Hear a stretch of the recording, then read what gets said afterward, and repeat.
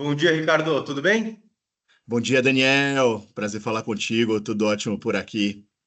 Muito feliz com a sua participação hoje aqui no podcast Talks to Facilities. Hoje nós vamos falar aqui com o Ricardo Meirelles sobre o desenvolvimento profissional para compradores. Ricardo é da estratégia de compras e um grande especialista aí para os compradores. Então ele vai trazer um conteúdo fantástico para a gente. E Ricardo, para a gente começar, conta um pouquinho da sua carreira, um pouquinho de você e da sua empresa. E aí depois a gente vai deixar rolar aqui a nosso papo. Massa, massa, Daniel. O interessante é que eu não sou comprador, né? Eu parei em compras. Compras me chamou, compras me atraiu. Eu sou parceiro do Estratégia de Compras.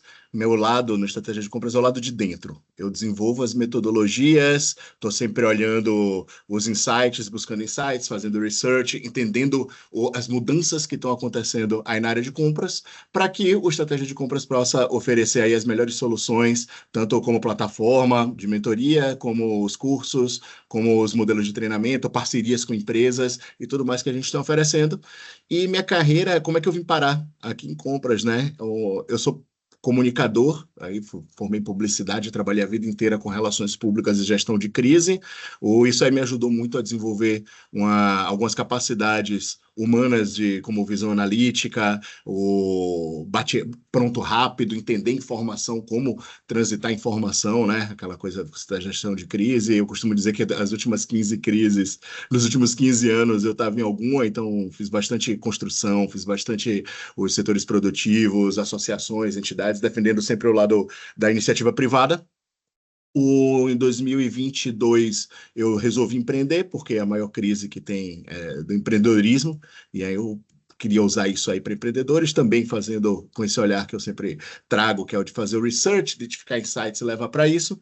Isso me levou a olhar para o lado de qualificação profissional, que me trouxe para compras. Nessa jornada, o que é que eu percebi aí, Daniel? Até já antecipando algumas das coisas que a gente vai discutir aqui, que você tem um grande gargalo de qualificação profissional no Brasil, né, de 80% de escassez de mão de obra qualificada, o que mostra que academia, você forma pela academia, você tem a formação, graduação, ensino formal, é muito importante, é o principal fator aí, o principal auxiliar, né, o principal catapulta para o mercado de trabalho. Sim, é.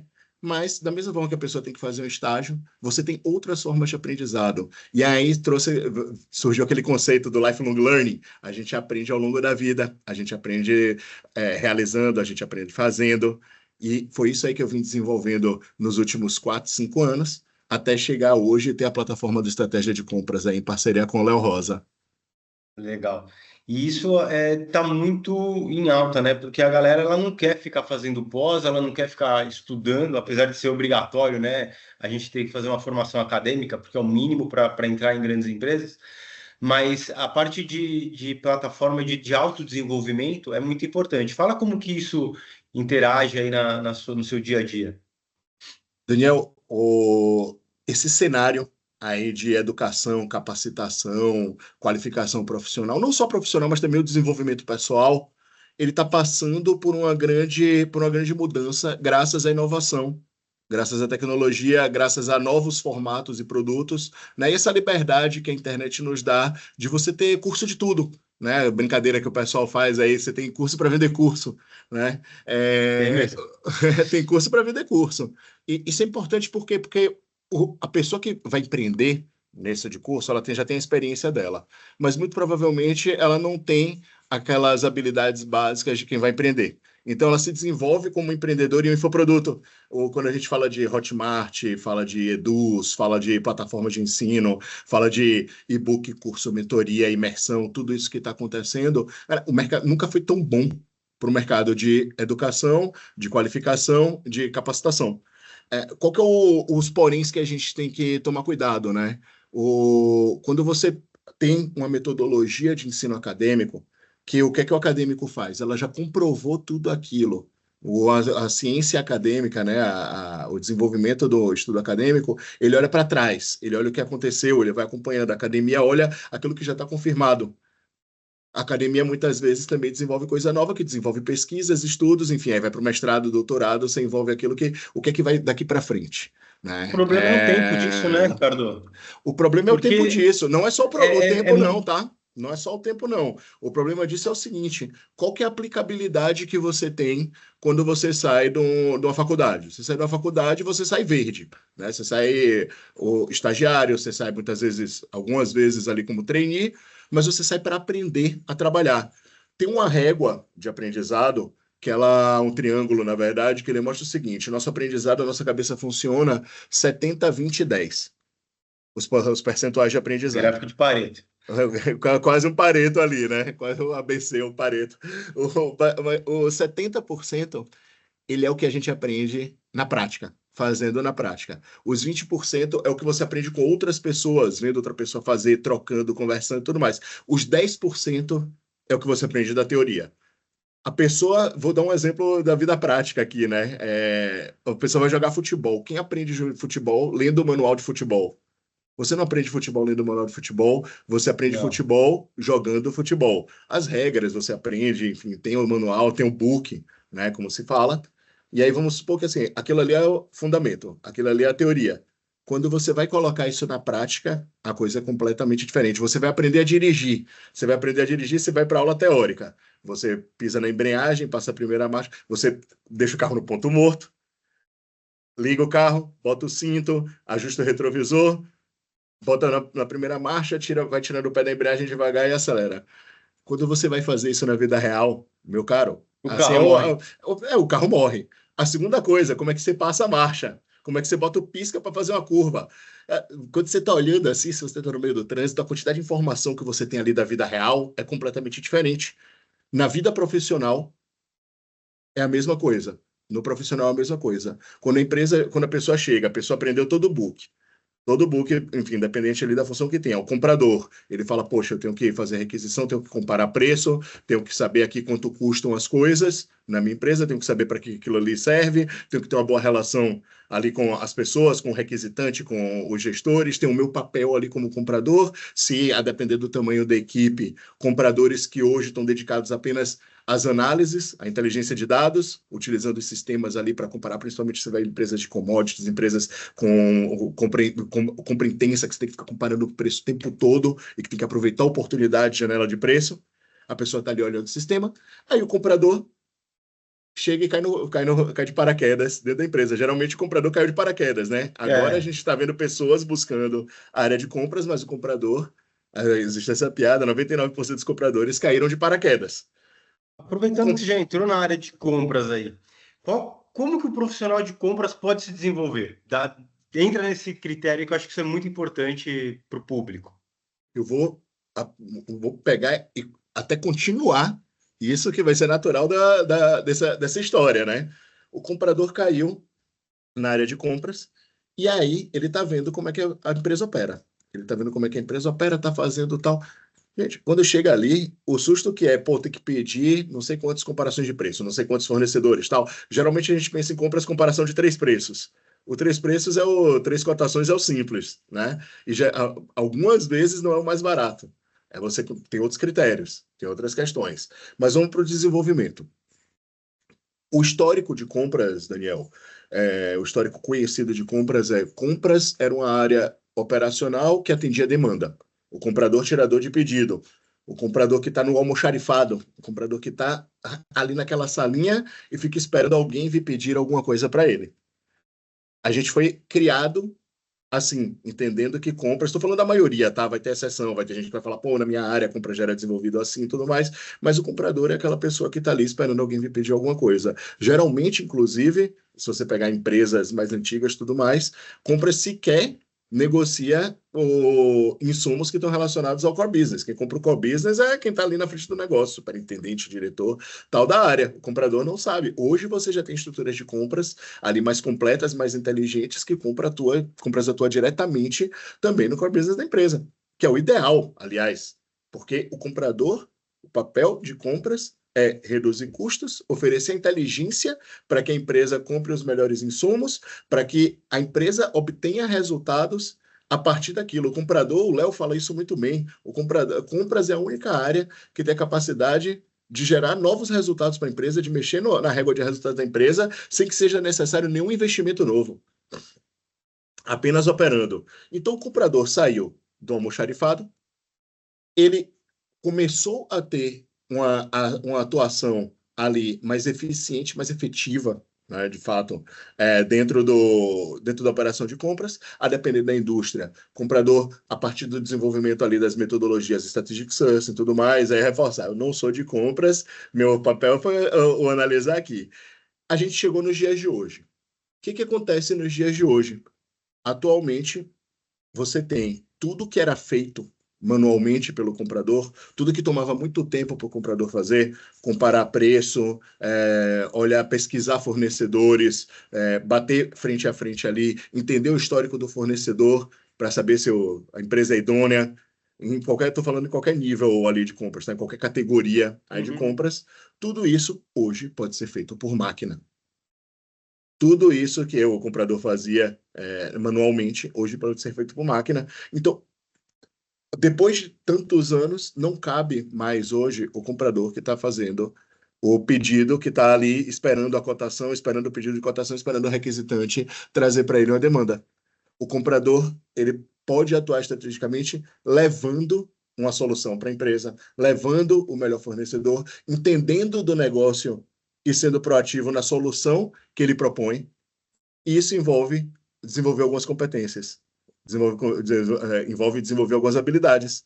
Entre elas, As atitudes desse comprador é de suma importância para o autodesenvolvimento dele mesmo e do negócio, então. E quais são essas atitudes? Como que a gente pode relacionar algumas atitudes para que ele se autodesenvolva aí, ou que ele tá, melhore? tá. Quem vai falar melhor disso, aliás, essa é a pauta do Leonardo Rosa, né? Então você Essa está convidando ali, ele, hein? eu estou Ele é convidando o Léo obrigado para a vir falar, agora. obrigado a mim. O Léo Rosa fala muito bem sobre isso, sobre esse desenvolvimento das competências. Eu, do meu olhar aqui de treinamento e desenvolvimento com novas ferramentas, eu vou dizer, a primeira habilidade que o comprador precisa desenvolver é o autoconhecimento e autorresponsabilidade.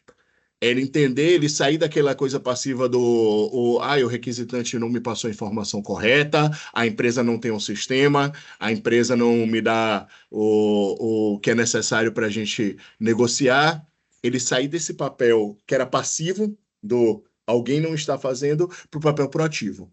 Porque todos os compradores que a gente tem relação, que a gente conversa, todos os dias eu converso com o comprador aqui para entender essas dores, todos os compradores que foram mais proativos e ofereceram soluções, esses compradores trabalharam melhor.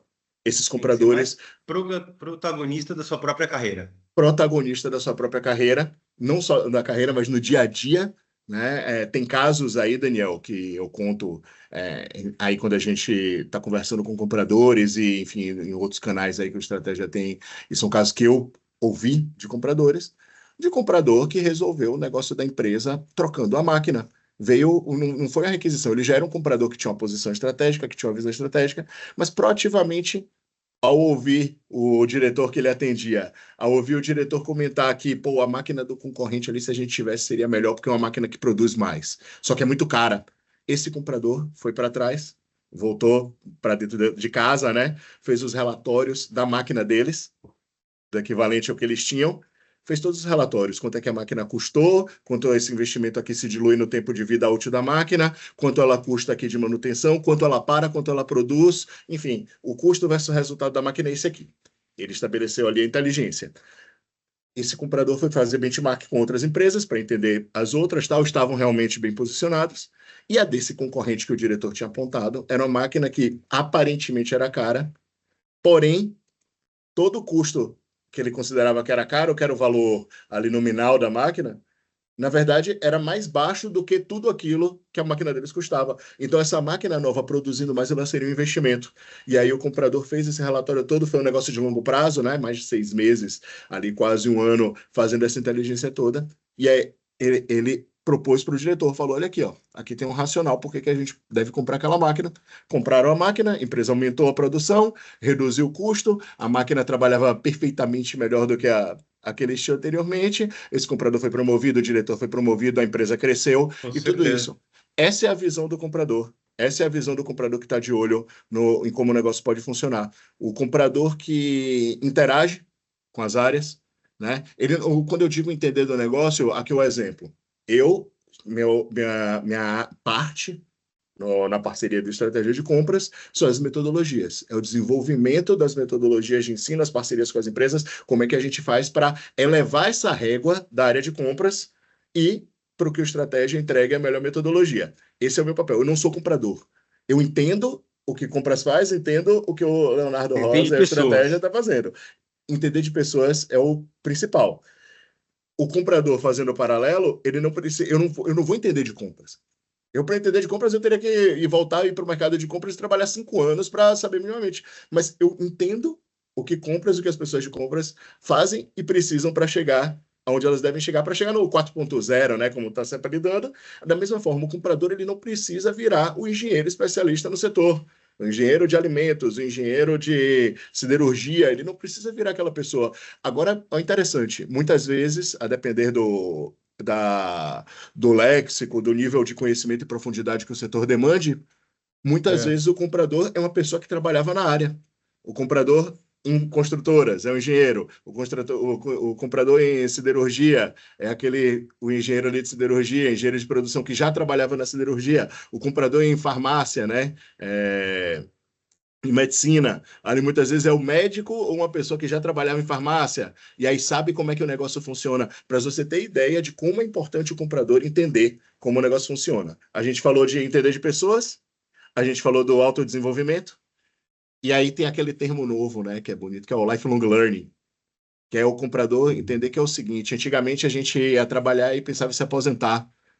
Cara, não existe mais isso. A gente está falando aí da era dos 40 a mais, 50 a mais, 60 a mais, todo mundo muito produtivo. A maturidade que um profissional com mais de 40 anos tem é outra, a maturidade do profissional de 50 anos é outra, o quanto essa pessoa já viveu e que ela pode contribuir para o negócio é incomensurável, mas essa pessoa tem que se atualizar, tem que fazer a tal da reciclagem. O que é que isso envolve? Significa que a pessoa vai ter que trabalhar igual um jovem com tecnologia, vai ter que digitar rápido, vai ter que saber todos os sistemas, vai ter que ter TikTok, não significa isso. Ter um TikTok não significa que a pessoa está atualizada em todas as Tá coisas. no mundo digital, né? Não significa isso. Ter o TikTok, você está numa rede social, que é mais uma rede social. O que que significa você se atualizar? É você entender como utilizar aquelas ferramentas. Você entender como aquelas ferramentas podem contribuir. Você não necessariamente vai ser o especialista em programação e tudo mais, assim, porque senão a gente vai ter que saber de tudo. E não existe você saber de tudo. Existe você compor um conhecimento que te ajude a entregar mais valor naquilo que você se propõe a fazer. Nesse case que você deu aí, o comprador ele foi muito protagonista da sua própria carreira, né? Mas eu não percebi o lado da empresa. Qual que é a relação da empresa com esse desenvolvimento? Me fala um pouco mais sobre a sua visão sobre esse lado da empresa agora. O Daniel tem uma empresa, é assim, a gente sempre pensa na empresa departamentos. A empresa tem a área de RH, o TI, o compras, as pessoas compartimentam muito a empresa. Não é um time único, né? São setores. São setores. Isso que eu estou falando não é nada novo, tá? Quando a gente vai para os PMO, para como a empresa aumenta a eficiência e tudo mais, todo mundo fala disso. Quando a gente compara por que uma empresa pequena ou média ali, que ela é exponencial ou ela consegue acelerar rápido. Não estou nem falando das que começam ali no modelo de startup, tá? Vou falar de startup de uma forma geral, não startup é que começa com tecnologia, com grande investimento nem nada. Aliás, para conseguir um grande investimento, uma startup ela precisa se provar útil. Uma empresa, primeiro, o fator principal é derrubar a parede. É descompartimentalizar esses compartimentos. Quando a gente coloca essa barreira o requisitante está fazendo isso, e aí eu não consigo atender como comprador, você esquece de dizer que é o seguinte: tá todo mundo remando para o mesmo lado. O objetivo final da empresa é. Por que a empresa é criada? Ela é criada para resolver um problema. Como é que essa empresa cresce, gera valor e as pessoas compram o produto dela, pessoas ou outras empresas e tudo mais. Ela comprova que o que ela entrega funciona de alguma forma, que gera valor daquela forma. Quanto mais valor a empresa gera, geração de valor, mais valor financeiro, ela também recebe. Então, quando você descompartimentaliza, né, você tira esses compartimentos e derruba muro, a empresa começa a funcionar como um todo. Tem um conceito aí que eu converso com alguns fundadores, pessoal de startup, mais de inovação, que é o conceito dos alicerces, do alicerce. Né? Toda empresa ela funciona com base no alicerce. Esse alicerce é a cultura, missão, visão, valores, não é o que está pregado na parede. Qual é a cultura do dono? Você vê muita empresa que deu uma virada de chave porque, de fato, se encontrou uma linha mestra, ela definiu prioridade, ela passou a trabalhar daquilo, cada um em sua área, remando para que aquilo acontecesse, e todo mundo se conversando. É claro, é óbvio, você está num ambiente de negócios. Ninguém tá, não é um parquinho de diversões, é um ambiente de negócios. Você tem competitividade, você tem erro, você tem o ambiente que é propenso a errar, é o ambiente que também inova e que também gera mais acerto. Basicamente aí, meu caro, quando você está falando da relação de compras com as áreas requisitantes, uma das reclamações que a gente mais ouve aqui, ou eu como os bastidores aí do estratégia, falando com compradores, é a falta de gestão, o requisitante não entende aqui como é o processo de compras, a área de compras está sendo desvalorizada, o líder de compras também não é atuante. Então você tem, vou fazer de trás para frente, o líder de compras não é atuante. Muitas vezes o papel desse líder ele está sendo mais político e as pessoas não percebem. E aí falta comunicação. Todas as crises elas partem de um erro de comunicação. Todas as crises. O que a gente está falando aqui é comunicação, é como as áreas interagem, se conversam e tudo mais. Então, se o líder não passa o que está alinhado ali com a empresa para a área de compras, a área de compras não vai poder operar. Claro. Se o líder está com a área de compras ele amarrado, mas não consegue mostrar que a área dele, muitas vezes você tem aquele comprador ou a área desenvolver um projeto, ou tem alguma coisa para fazer, e você não consegue comprovar aquilo, o líder não leva para cima, essa área de compras também fica desvalorizada. Então você tem que ter essa ponte. Né? O papel do líder é essa ponte ali entre o objetivo de negócios, a cultura, a estratégia da empresa e como compras funciona. Você, na relação de compras com as outras áreas, mais do que política, burocracia, precisa fazer o formulário e tudo mais, essa negociação funcional. Eu vi de uma compradora ontem, ela falando justamente que, por ela trabalhar numa empresa que é pequena, média, ela tem a facilidade de levantar da cadeira dela e tirar dúvida com o requisitante, mas o requisitante é receptivo a isso. Porque poderia ser aquela pessoa mais sisuda, aquela pessoa que, enfim, não, me manda por e-mail. Aí você trava o processo. Quanto mais etapas você tem um processo, mais burocrático fica, mais lento fica. Quanto menos parede, menos processo, melhor a empresa funciona. Eu não sei se eu respondi a pergunta, se ficou faltando algum Cara, eu aspecto. falo isso de processo o tempo todo. Cara, minimiza processo, minimiza comunicação. Cara, objetivo, prático. Isso vai fazer com que tudo tenha ganho, em qualquer etapa. Mas você respondeu bastante coisa aí em relação à empresa, mas você acredita, por exemplo, que a empresa ela pode ter uma universidade corporativa para agregar valor para o funcionário? Como que você acredita que estratégia de compras pode fazer essa relação com as empresas para agregar esse valor aos colaboradores? Você acha que tem algum match nisso? Daniel, sobre universidade corporativa, eu vou voltar àquele dado do 81% de escassez de mão de obra qualificada no Brasil. Daí, cabe sim às empresas desenvolver os profissionais que elas querem ter, né? Porque também aí a mentalidade de protagonismo da empresa. Por que que a empresa vai esperar vir do mercado um profissional pronto? E aí ela tem dificuldade em contratar a pessoa que ela quer, a pessoa que ela precisa para dar aquele resultado. Por que que a empresa vai pegar uma pessoa ali da academia, vai jogar no mercado de trabalho e aquela pessoa não vai saber trabalhar e deixar ela só aprendendo a operação? Não funciona. Você tem que ter de novo aquele tripé do teórico, relação com demais, inclusive com o mercado, e o terceiro, que é a pessoa aprender na prática. A universidade corporativa, ela vem dessa base do a pessoa aprender na prática. Algumas universidades corporativas funcionam bem, porque são universidades corporativas que elas promovem projetos, tá? Tem bons benchmarks aí de universidades corporativas, escolas corporativas que elas promovem processos, inclusive começando desde a infância, tá? Você tem boas empresas investindo em escola ali desde a infância, desde a da adolescência, para que essas pessoas tenham uma visão de negócios, tenham um olhar ali para trabalhar, né? A educação funcionando porque ela se deve, que é a pessoa produzir no futuro.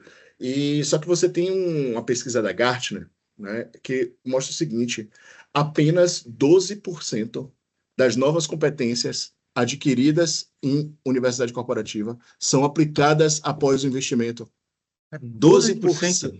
12%. 12%. 12% das novas Por que tão competências. pouco, sabe? Vamos chegar nesse ponto. Mais de um quarto dos executivos, que são level C, nesse mesmo estudo da Gartner, apontam que a escassez de mão de obra qualificada é o principal fator de risco para o futuro dos negócios. Você tem que ter mão de obra qualificada. Dentro daquela coisa das contratações, 83% dos gestores de RH, eles têm dificuldade de contratar as pessoas com as competências necessárias para as vagas. E 70% dos trabalhadores afirmam que eles não têm o nível de especialização necessário para desempenhar as próprias atividades. Isso é global, tá? Isso é uma pesquisa global. E aí, o que acontece quando a gente vai para a universidade corporativa? Primeiro que você tem que ter um investimento muito alto. A empresa tem que ter uma dedicação para não cair numa. Quando eu vou falar de universidade corporativa, mas eu vou falar de treinamento e desenvolvimento de uma forma mais ampla. A empresa não pode cair em três armadilhas. Primeira armadilha, que é o fator influencer, o fator like. Eu vou chamar o influenciador que tem mais like nessa área para dar uma palestra e a gente vai considerar isso que um investimento em educação e você paga uma cifra ali de 6 dígitos para um influenciador ir para um palco e falar 1 hora, meia hora, tal. A área de treinamento e desenvolvimento da empresa, a pessoa que contrata o treinamento e desenvolvimento da empresa, ela tem que ter consciência de uma coisa. Cada formato e cada tempo dedicado, ele tem uma função. Ele tem uma função. Uma palestra, ela tem a função de conscientização. Ela não é um aprendizado. Então, se você chamou um influenciador de uma área que seja eficiência operacional, usando aqui uma das dores que a gente sempre ataca, ou usando agora, né, um influenciador, um palestrante, aí que vai falar disso, de lifelong learning, treinamento e desenvolvimento. Você chamou esse palestrante vai falar ali durante 1 hora, para falar 2 horas e tudo mais. Ele ativou a consciência, as pessoas vão sair de lá aplaudindo, felizes, ganharam um livro, tudo mais. Isso é muito bom, correto? É positivo. Você engajou. Não significa que as pessoas aprenderam. Dia seguinte morreu. No dia seguinte, assim, tem os comentários, aquela coisa de uma semana, né? Pô, foi muito legal a palestra de tal, indica, pô, lá na empresa fez e tudo mais, mas você não aprendeu. O que é mais importante de tudo é você conseguir implementar na empresa uma cultura, né? Você imputar ali essa cultura do autoaprendizado, que essa área de treinamento e desenvolvimento, a universidade corporativa, ela seja um fomentador desse autoaprendizado, que as pessoas consigam utilizar, consigam aprender com os próprios colegas, consigam trazer o aprendizado, as pessoas aprendem ensinando. Então, você desenvolveu alguma coisa, você desenvolveu em case, transforma em case. Isso, multiplique para a empresa, cria um sistema, cria um ecossistema, falando melhor, de aprendizado da empresa. A universidade corporativa está com essa leva dos infoprodutos, também se trouxe aí as plataformas, né, de AD, o Learning Machine System, LMS, o Experience, LEM, Learning Experience Machine, enfim, que nada mais são do que as plataformas que a pessoa entra lá, faz um curso e tudo mais. Aí as empresas colocam o critério de avaliação para saber se as pessoas estão fazendo os cursos. Meu caro, eu te digo de antemão, conversando com pessoas que estudam lifelong learning há muito tempo, olhando gente aí de alto calibre e que está montando universidades corporativas e estruturas de treinamento e desenvolvimento e de learning and development dentro das empresas. Eu te digo de antemão, não é só você colocar uma plataforma e dizer para as pessoas que você investiu tanto Vai e lá que e está lá. estuda. Vai cair na mesma armadilha do 80% de escassez de mão de obra qualificada, os 12% ali de aproveitamento. As pessoas não vão aprender, as pessoas vão fazer porque tem que fazer, vão clicar no certificado, vão clicar para baixar o certificado, vão fazer com pressa, vão fazer fazendo outra coisa. A questão cultural de consciência de que a educação, o aprendizado depende primeiro de você, isso aí é a primeira responsabilidade. Assim, qual que é o papel da empresa? É conseguir dar um ambiente para que a pessoa aprenda e estimular essa questão, esse fator cultural de que as pessoas precisam ter o protagonismo, precisam elas ter a proatividade de aprender. Vem de dentro. A motivação de aprender tem que vir de dentro. A mesma coisa, você via quem tinha motivação de aprender, que sentava na frente da escola, tirava nota alta, não significa que tenha virado um bom profissional, né? Não significa que esteja rico, É, nem nada, mas assim, essa pessoa ia com a motivação dela para aprender. Não era o professor que estava fazendo. Se o professor fosse responsável por ensinar todo mundo e fazer todos os alunos ensinarem, você não tinha turma do fundão, do meio, aluno intermediário, nem nada. O professor estava ali dando a raquetada na mão do é. pessoal para o pessoal aprender. Eu que sou responsável aqui para aprender vocês. Quando você passa para autorresponsabilidade, o papel externo da empresa como ambiente onde as pessoas passam um terço do dia, 8 horas, o papel externo é ser um ambiente que seja favorável a isso. O papel da pessoa é desenvolver essa consciência de que não, nada vai acontecer se ela não se motivar. Nada vai acontecer. A motivação abre pela porta de dentro. Nada vai acontecer se ela não fizer. Ela tem que ser proativa, ela tem que buscar o aprendizado, ela tem que buscar se desenvolver. Por isso que os infoprodutos, o modelo que a gente tem na estratégia de compras, ele é mais efetivo no sentido de transformar pessoas do que você tem o modelo mais tradicional de treinamento, porque o treinamento ele está fazendo ali, a pessoa está assistindo academicamente, passo assim, passo tal, diz que se tira um certificado. Certificado não torna ninguém bom profissional. Tem gente que coleciona certificado. A pessoa tem certificado de tudo. A pessoa já entra em qualquer live que é feita no YouTube perguntando se tem certificado. A pessoa não está Como se isso olhando fosse qual mudar alguma fruto. coisa, né? Ela não vai ganhar mais por causa do certificado, não vai melhorar ali. É. Qualquer pessoa abrir uma live, não é uma live minha, que sequer sou comprador, sequer sou mentor de compras, que vou transformar aquilo. Não é uma live que a gente está falando sobre um assunto, sobre isso aqui, né? O Leonardo sempre está falando aí sobre essa coisa, dessa metodologia. Não é uma aula sobre isso que vai fazer a pessoa. Aí a pessoa me pede certificado. As pessoas me mandam, É um vai ter conjunto, certificado? né? Tem que Cara, ter um conjunto. o certificado ele é muito útil na formação do seguinte, vamos lá, o comprador ele é de construção. Vamos ilustrar aqui, vamos criar um personagem.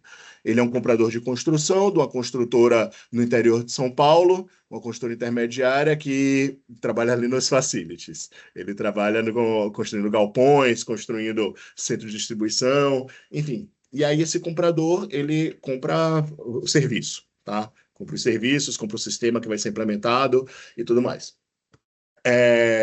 Aí esse comprador, ele está concorrendo a uma vaga de especialista, um comprador pleno, sênior, tal, e ele vê uma vaga de especialista, ele fala, cara, pô, que vaga bacana eu tenho aqui. Essa vaga está me exigindo o quê?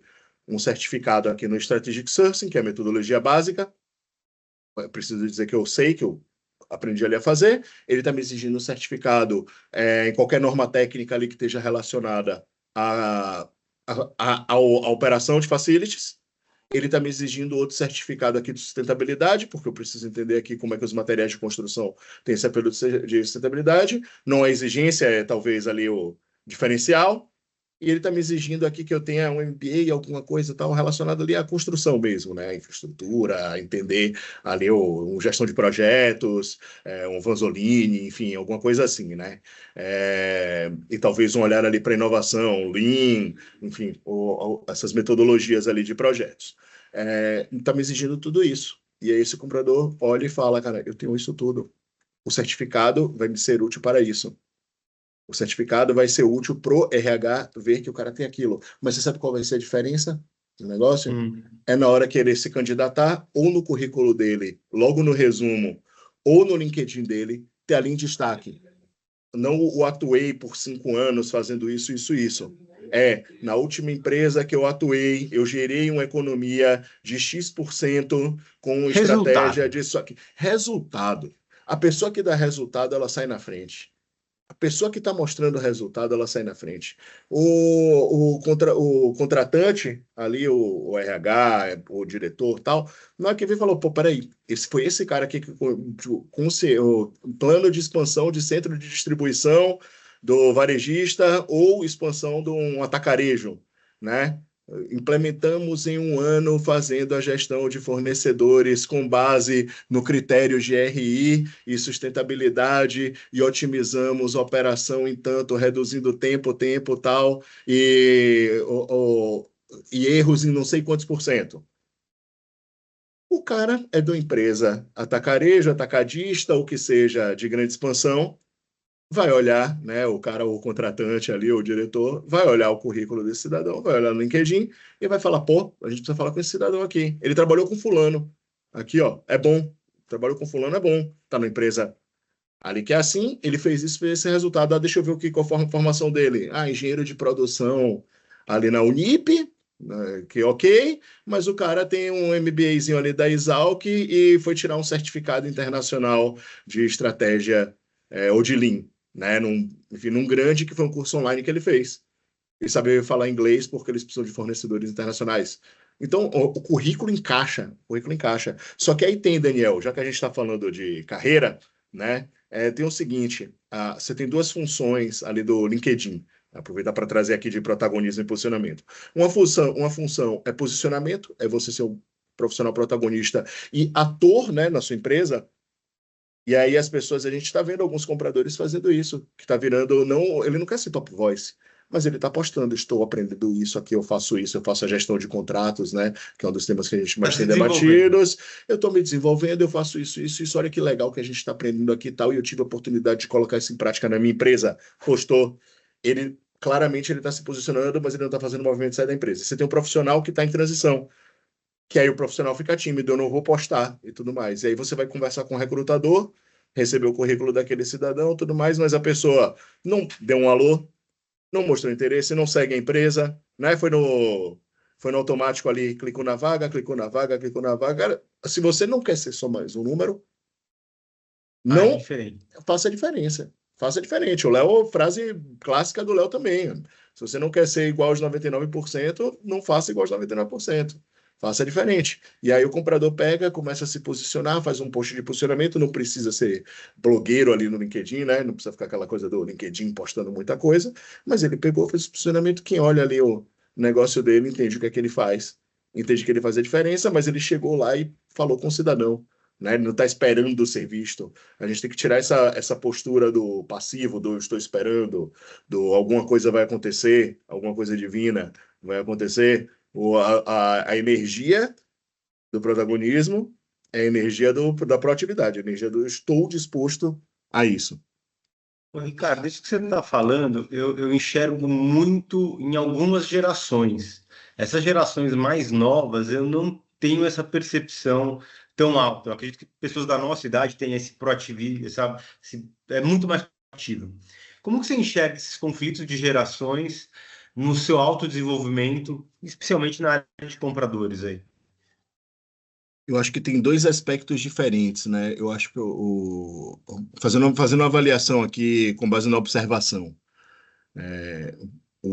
Quando eu botei o pé em empreendedorismo, eu estudei com profundidade os 50 a mais. Ali para olhar os 50 a mais com o dom de empreender. Mas os 50 a mais, ao mesmo tempo que ele tem algumas características positivas para se empreender, ele é a geração que foi criada para se aposentar pela empresa.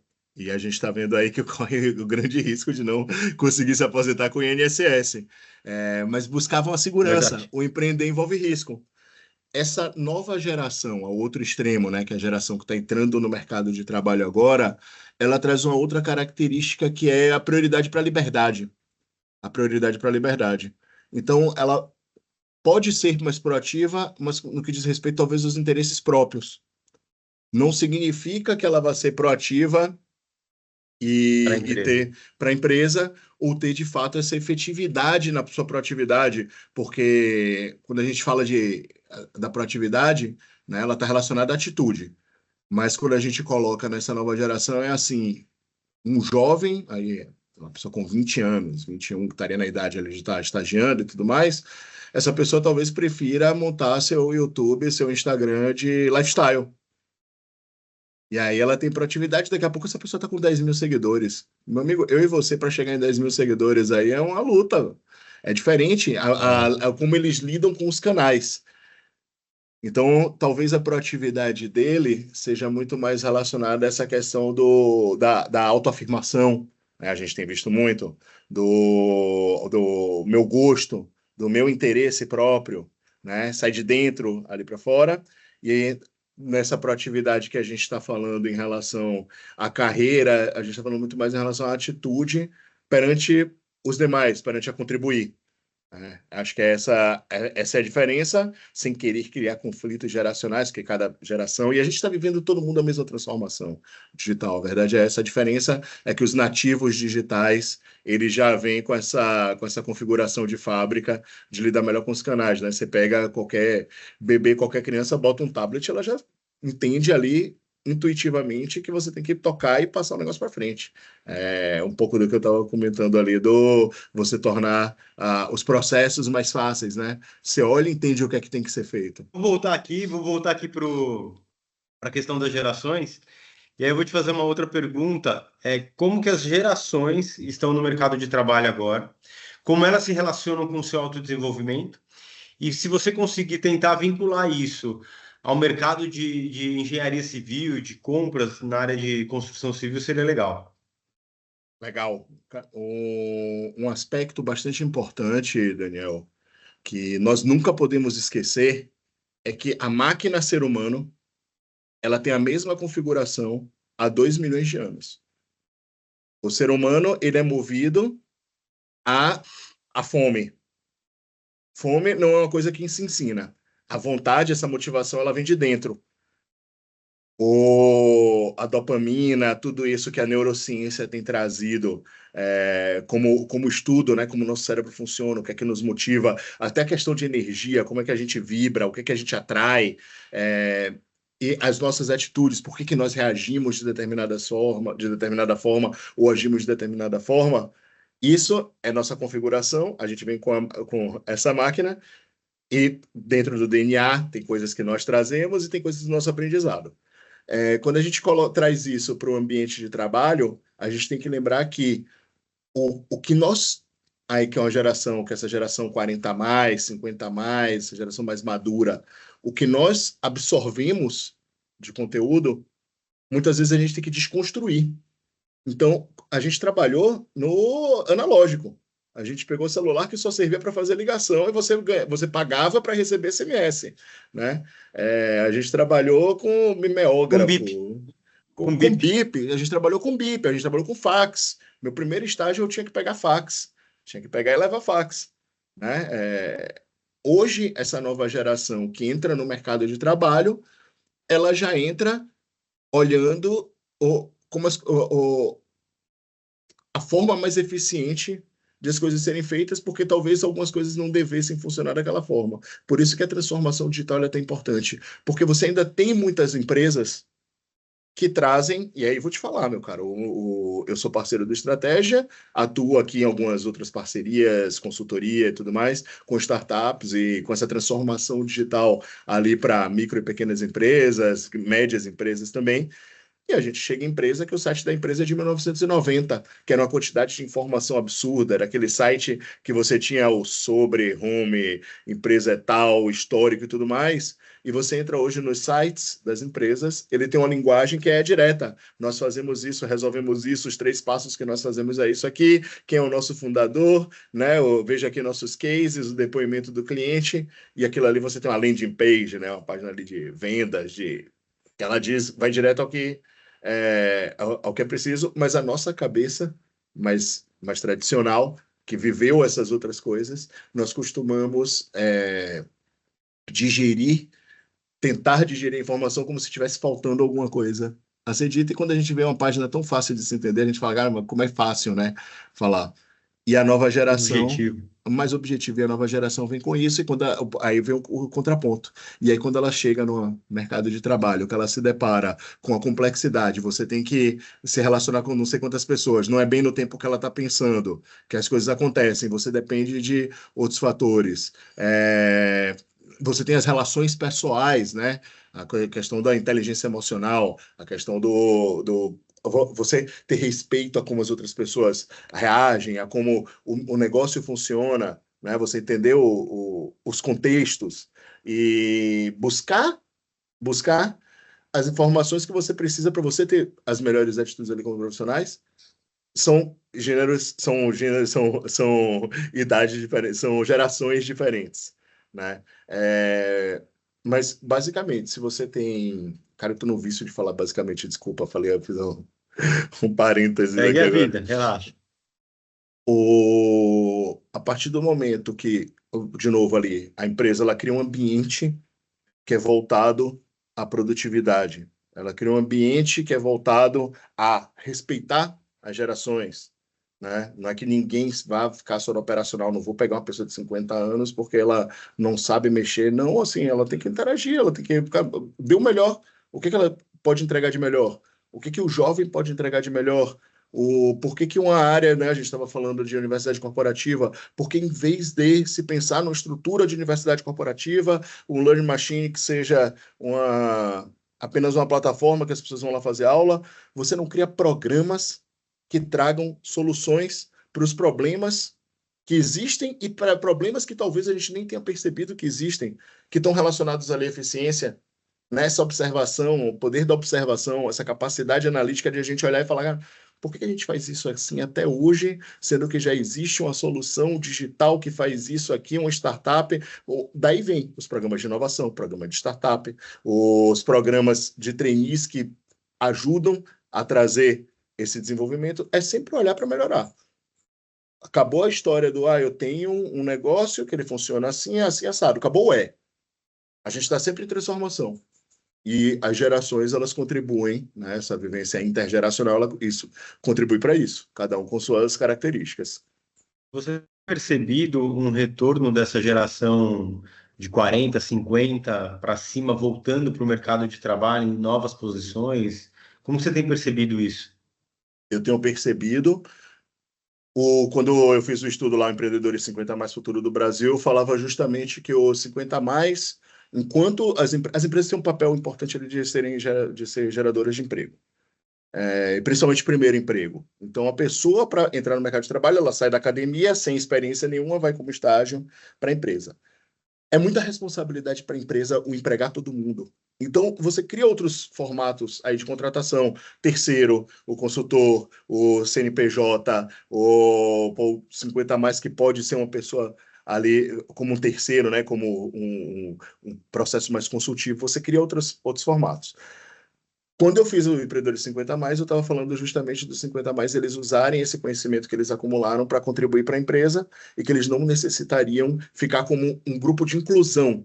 Essa percepção de grupo de inclusão, ela traz uma distorção, né? Que ela traz sempre aquela coisa, pô, incapaz.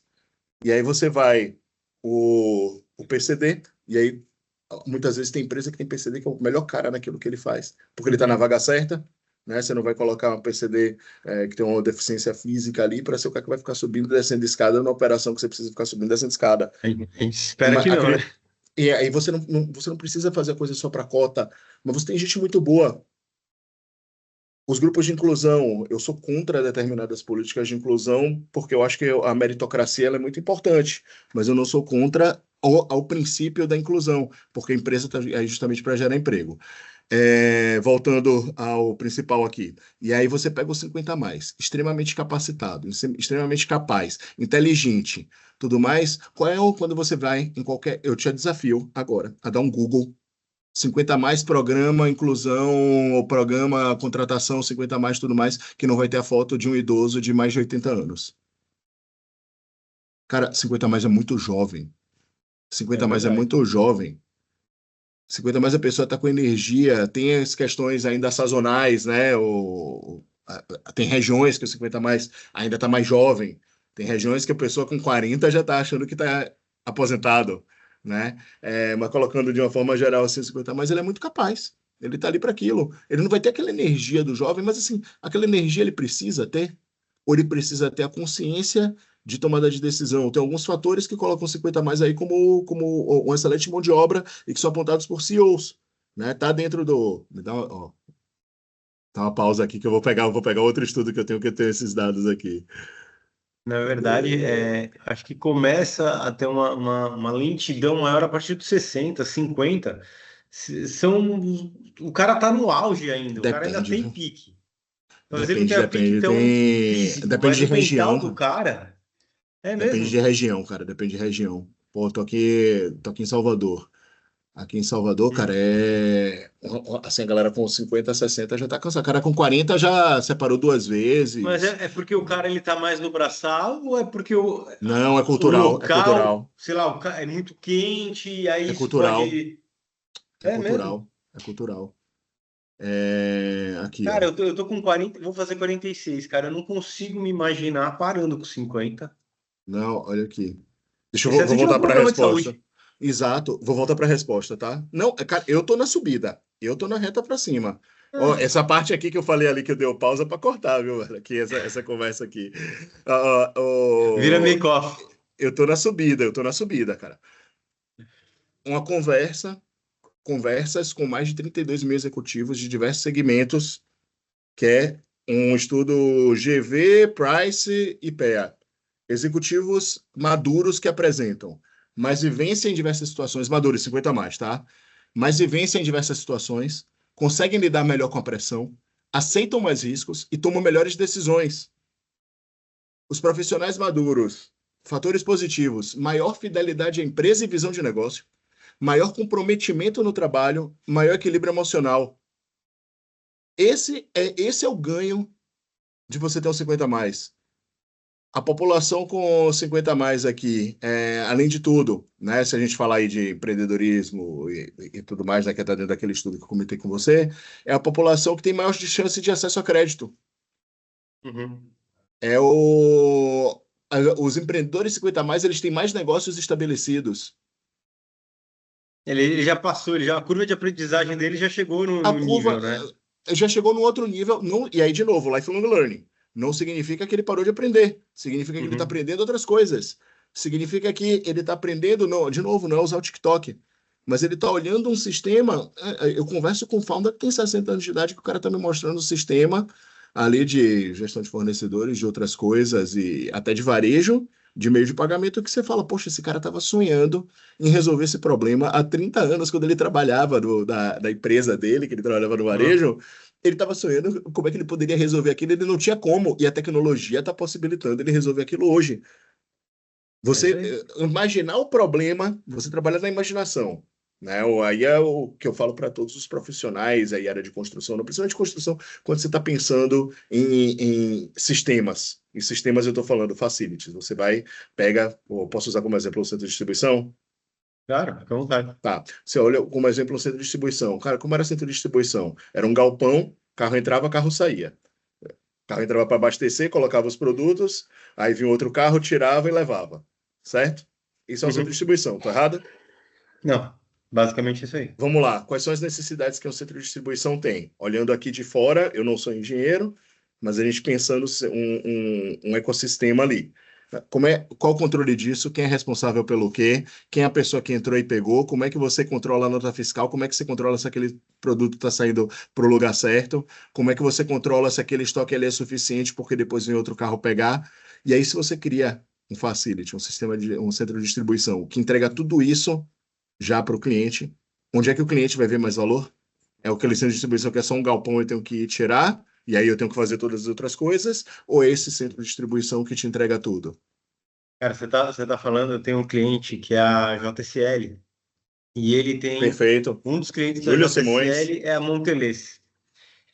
E a Mondelez é de chocolate, e eles Sim. fazem a distribuição, é exatamente isso. Cara, é um galpão que o cara tem que entrar com controle de nota, saída, caminhão, é extremamente rigoroso, as caixas que entram, monitoramento daquilo, essa gestão passa pelo comprador. E o comprador tem que entender qual que é todo o processo, toda a cadeia. E realmente é esse caminho aí da logística de galpões, é esse mesmo. Então é isso, cara. Assim, a tecnologia trair para ajudar em tudo. Para ajudar em tudo. Cabe ao ser humano, a capacidade de imaginação do ser humano é absurdamente, é infinita. Ou imagina que um ser humano diferenciado como Leonardo da Vinci, naquela época, ele tinha, não era só a Mona Lisa. O Leonardo da Vinci, ele tinha projetos ali de avião, projetos de máquinas, projetos de automação. Ele era Imagina ele hoje em o- dia, né, com inteligência artificial. Aí você pega um Elon Musk, né? Um Elon Musk que é o novo inventor. Tudo bem, o Elon Musk é mais limitado ali, tá muito mais tipo, direcionado É, ali à nova energia, né, que é o Tesla, a inteligência artificial, essas coisas mais tecnológicas, né, não faz arte, por exemplo, mas não deixa de ser um polímata, né, o Leonardo da Vinci era sim. um polímata e ele imaginava tudo isso. O que é que ele colocava no papel? A imaginação dele. E você colocar, você imaginar antes de fazer, te poupa muito tempo, porque você vai imaginar, depois você vai botar para Testar. baixo ali antes de testar até. Você vai imaginar, vai colocar para baixo, peraí, o que que precisa, escolhe uma Ah, parte, sim. testa, e daí você tem um princípio de startup. É assim que startup pensa. É assim que as empresas, para implementar inovação, devem pensar. É essa cultura de aprendizado que as empresas podem promover para serem empresas que solucionam. A gente falou aqui de centro de distribuição dando um exemplo prático de que você ainda consegue inovar muito em centro de distribuição. Tem algumas startups que são agora de terceirização, né? Que estão expandindo. Elas criam ali o centro de distribuição, o pessoal só chega, deixa no estoque, ela faz tudo, né? As grandes varejistas e tudo mais, e tudo isso, cada coisa é um aprendizado. Tem o Last Mile, que é um dos grandes desafios ainda no país do tamanho do Brasil, né? Se pensar em É. logística. Então, tem muita coisa para se pensar, para evoluir. A gente sempre acha que chegou no limite, mas não chegou no limite. Os 50 mais que viveram até agora, eles têm essa bagagem toda, então eles viram coisas ali que quem tem 20 anos nem imagina, né? E ao mesmo tempo, quem tem 20 anos está chegando com essa imaginação, essa energia que pode ser muito produtiva e o ambiente ele pode ser muito favorável para que essa união aí dê bons resultados. Legal. Vamos focar um pouco aqui nos profissionais de compras. Se a gente fosse resumir toda essa conversa, como que você daria alguns bullets aí, alguns tópicos relevantes para eles? Bullets, vamos lá, tópicos, Dicas, uma, duas, três. Quais tópicos você falaria? Ó, essa tópicos. conversa aqui vamos resumir em quatro, cinco tópicos. Como que você Primeiro, vamos colocaria? lá. Três tópicos aí para o profissional de compras em construção ficar de olho. Primeira coisa, é o melhor momento para o comprador ser valorizado. É o melhor momento para da área de compras e para o comprador ser valorizado, tanto dentro da empresa quanto fora. Para que isso? Segundo tópico, por que isso? E como você aproveitar isso? Aí vem o segundo tópico. Desenvolva suas habilidades humanas e seja proativo. Domine a técnica, domine o fundamento, desenvolva a habilidade humana, seja proativo, desenvolva uma visão crítica e ofereça soluções. E mire no resultado. Isso, saia do operacional. Seja um profissional que gera valor e que trabalha na empresa e para a empresa. E o terceiro tópico é você. Peraí, terceiro tópico, eu poderia ter falado o tudo segundo, né? E o terceiro tópico, aí mais especificamente para a construção, cara, a gente está no começo da inovação. A gente está só no começo. Os sistemas de compra estão aí para facilitar a vida do comprador. A tecnologia está chegando para você ajudar a implementar novos sistemas, novas soluções dentro da empresa. Então, esteja sempre atualizado. Quando eu digo atualizado, não é você só seguir o hype de inteligência artificial, ferramentinha ChatGPT, geracional, tal. Ferramentinha é brincadeira, né? Porque é uma baita ferramenta, mas é você olhar e entender que tem muita coisa acontecendo, muita coisa funcionando ali para as pessoas trabalharem melhor, e isso vai te dar espaço para você ser mais estratégico e ocupar menos tempo fazendo operacional. São essas três dicas. Bacana. Ricardo, se você quisesse fazer uma pergunta para você agora, qual pergunta você acredita que você responderia com excelência para a galera de compras agora? Você quer a pergunta e a resposta? Isso. A pergunta que eu faria para mim seria, Ricardo, e para as empresas que estão enxergando isso, mas ainda não sabem como construir uma equipe de compras eficiente, o que é que pode ser feito? Cara, me ajuda, hein? Tô precisando. Um bom Ó, corte para você esse aí, hein? essa eu levantei a bola para mim mesmo, então aí vai o corte. Corte. A primeira coisa que você tem que imaginar é como é que eu desenvolvo uma cultura que seja favorável ao desenvolvimento das pessoas. E isso não é papo de RH, eu não sou de RH, eu sou de inovação e economista, e eu digo para você, você estabelecendo essa cultura, você olhando para a sua área de compras como uma área de negócios sua empresa só tem a crescer. Basta a gente implementar primeiro cultura e depois fazer aí o desenvolvimento contínuo dos compradores, que a coisa acontece. Cara, eu acredito bastante nisso que você está falando. A gente está até fazendo um trabalho com uma empresa terceira de cultura justamente para fortalecer isso. E mais um comentário, provavelmente não vai aparecer aqui no nosso podcast, imagino Quer eu. fechar? Quer fechar já? Quer despedir? A Não, gente vamos bate mais um chegar e eles papo? cortam depois. A minha mãe, ela sempre falava assim, cara, uma empresa, ela pode vender o que ela conseguir vender ao preço que ela conseguir. Só que o mercado vai te botar o seu limite. Agora, na área de compras, cara, se você tiver uma equipe de compras fera, top, ela consegue pra você dar mais lucro do que a sua venda. Então, eu acredito que a área de compras, cara, é fundamental para qualquer empresa.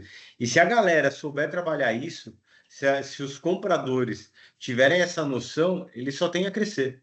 Eles têm muito mais a crescer do que e a contribuir do que qualquer outra área da própria empresa, mais do que a área operacional.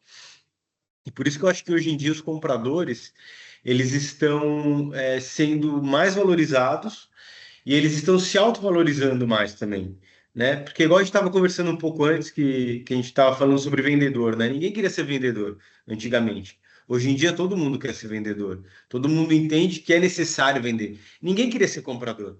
Hoje em dia todo mundo não, mas Todo mundo boa não, mas parte tá ganhando. entende que tem características e competências para ser um bom comprador, né? E precisa disso, toda empresa, todo mercado precisa disso, cara. Eu É a acredito área que trabalha na fortemente nisso. inteligência. A área que trabalha na inteligência. É isso aí. Bom, bora lá cortar agora, Ricardo. Vamos. Eu queria te agradecer extremamente esse bate-papo. Foi um papo que teve bastante conhecimento para mim aqui, estou saindo enriquecido. Eu espero aí que a estratégia de compras cresça, que vocês desenvolvam muitos trabalhos.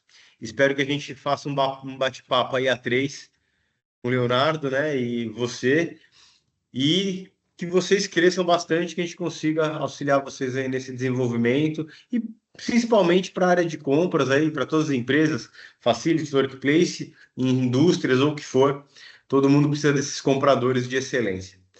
Ricardo, se você quiser complementar aí, falar um pouco mais da sua empresa, seu site, seu Instagram, fica à vontade. Ótimo. Daniel, obrigado pelo espaço para falar desse assunto tão importante, que é treinamento e desenvolvimento de pessoas e profissionais, ou de falar de um setor proeminente, né, sempre importante aí para a economia como um todo, que é construção, e da área que, como eu disse no início, que me convidou, que me foi aberta para mim, para trazer essas metodologias novas, que era de compras, que vem crescendo bastante. Então, para mim é que é muito importante essa pauta, né? Eu fico muito grato e fico muito feliz de estar debatendo esse assunto, um assunto aí que move aí mais de 500 mil empregos, né? Como a gente falou, diretos, né? Uma área que move isso tudo, que está passando por uma transformação gigantesca. Aqui eu me chamo Ricardo Meirelles, eu não sou comprador. Eu gosto de sempre abrir com esse preâmbulo, porque as pessoas falam, pô, a pessoa que está em compras é comprador. Eu não sou comprador, eu sou um especialista em inovação e transformação digital, e busquei essa área de treinamento e desenvolvimento aqui justamente porque é onde, para mim, a inovação está acontecendo dentro das empresas e como novos métodos aí de ensino para que a educação profissional ela seja mais efetiva. Vocês me encontram no LinkedIn como Ricardo Meirelles, vocês me encontram no Instagram como Grande Meira, onde, enfim, eu misturo ali um pouco da questão profissional como pessoal, aceito todo mundo que pede para me seguir, então é só vir e a gente se encontra futuramente. Obrigado. Legal. Ricardo, mais uma vez, obrigado. Te espero aqui no escritório na próxima semana que você vai estar por aqui. E um abraço aí para ti e sucesso. Fechou. Obrigado, meu caro.